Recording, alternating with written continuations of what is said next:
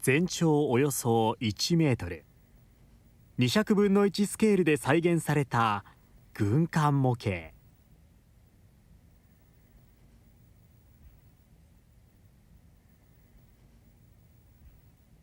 環境から船体まで本物さながらの実に見事な作り込み。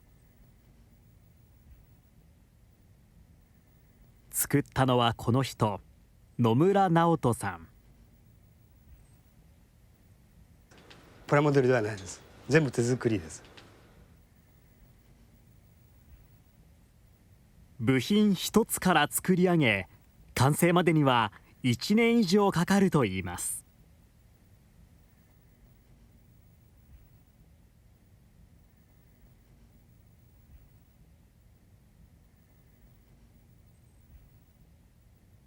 秘密基地には力作がずらり。ここは野村さんにとって自分だけの造船所なんです。岐阜県土岐市。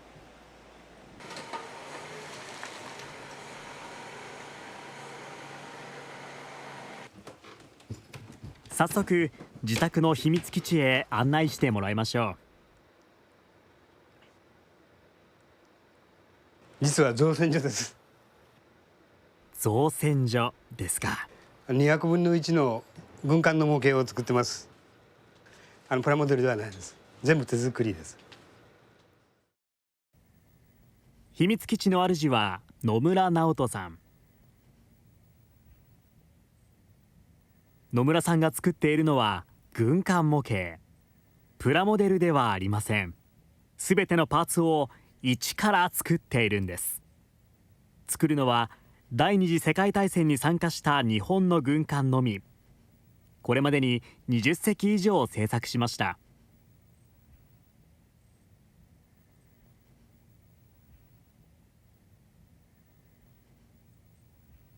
何を使って作るんですか？材料はほとんどが木です。部分的に上の構造物っていうのはプラスチックの板を使ったりはしてますけど、ほとんどが木ですね。当時の本物の設計図を見ながら作ってます。公式図っていう図面がまだ残ってるんですよね。本物の図面です。だからもう図面に従って一個ずつ部品を全部削ったりつないだりしていかなきゃいけないから、どうしても図面がいるんですね。図面がないのはもうできないですね。模型を作る上で一番必要なのが当時の軍艦の公式図面。これをもとにサイズや部品の配置を正確に割り出します。船体の作り方は実際の船と同じ。正面線図と呼ばれる船体を輪切りにした図面を1枚ずつベニヤ板に貼り付け、船体の骨組みになるパーツを作ります。これらを船の中心になる龍骨に組み入れ、船の形を作っていくんです。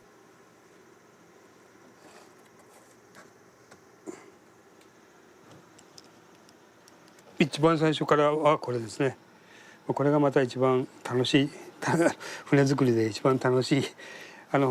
図面では分かるんだけど、図面で見たものが形になっていくところで一番楽しいところではあるんです。接着剤で固定すれば船体の骨組みが完成。続いて側面に細長い板を一本一本貼り付けていきます。全体が終えたらヤスリで凹凸を取り除き、船体の上をアルミ板で塞ぎます。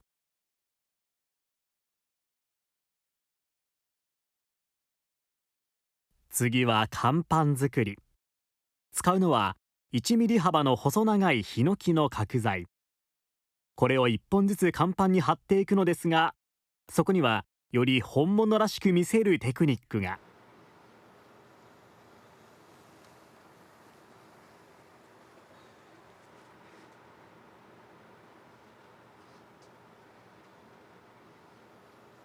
角材の一辺をマジックで黒く塗っています。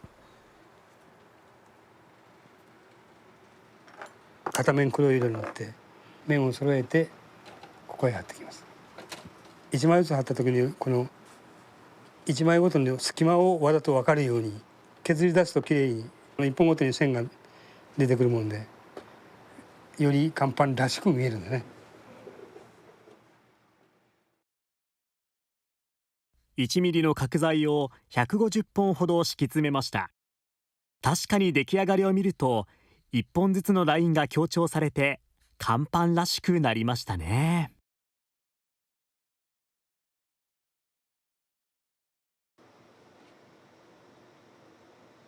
今野村さんは新たな軍艦模型の製作に取り掛かっています。それが戦艦山城です。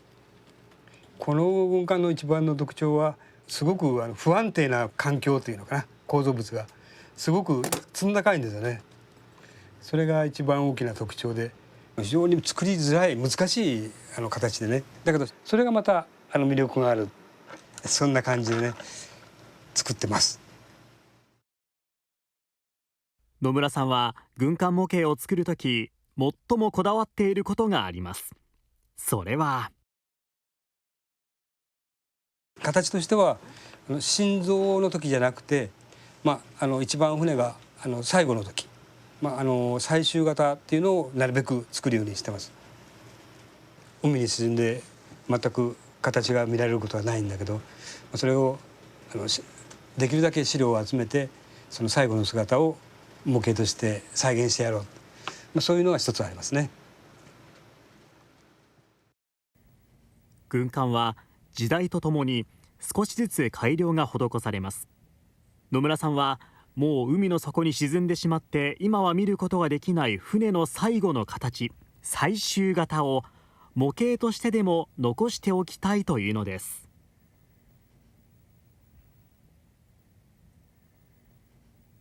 戦艦山城も実はこれが山城の場合大正14年、ほぼできた時の格好なんですね。この頭の部分がこんな形してるんです。だからもう全然この今の形と違いますよね。こっちはもうそのマストの周りに部屋ができてるんですね。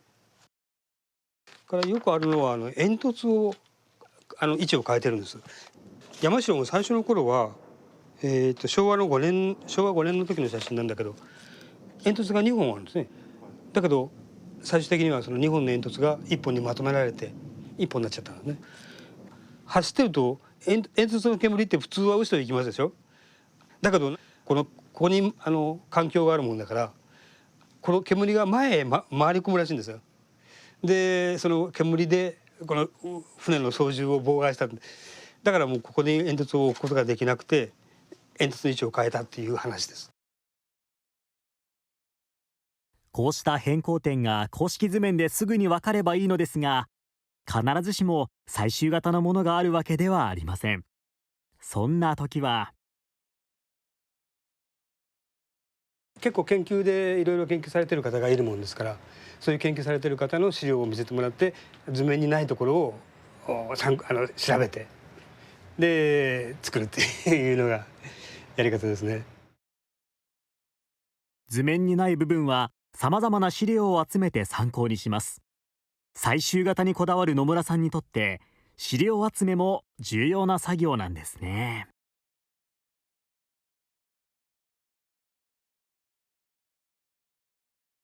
しかし野村さん、なぜ軍艦なんですか？なんでだろう多分ね、自分で思うにはその昔子供の頃に名古屋の南区に住んどって名古屋港へ、当時アメリカの船なんだけどね、学校終わると自転車に乗って名古屋港まで見に行ったっていう記憶はあるんです。野村さんは名古屋市南区生まれ。初めて船を見たのは名古屋港でした。戦後は名古屋港にアメリカの軍艦がよく停泊していました。小学生の頃、友達と港へ船を見に出かけ、その大きさに感動したのだそうです。そんな思い出が野村さんを軍艦模型作りに突き動かしたのかもしれませんね。